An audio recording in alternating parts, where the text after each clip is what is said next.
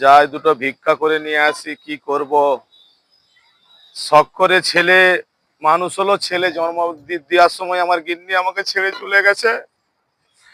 ছেলেকে খাটাখুটি করে ভিক্ষা করে মানুষ করলাম, ছেড়ে আমার ডাক্তার হলো, বড় হলো।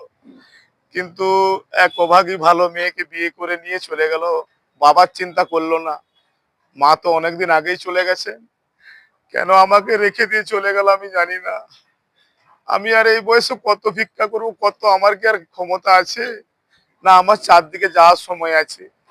গা হাতের যন্ত্রণা, মাথার যন্ত্রণা, শরীর দুর্বল, প্রেসার বেড়ে গেছে। তারপরেও দুটো ভিক্ষা করে নিয়ে এসে ফুটিয়ে তো খেতে হবে প্রভু।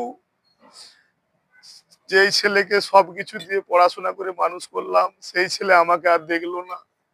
সে তার বিয়ে করে সংসার নিয়ে চলে গেল। একবারও বাবার চিন্তা করলো না, একবারও বাবার চিন্তা করলো না। আপনারাই বলুন, আমি এই বয়সে কোথায় যাব?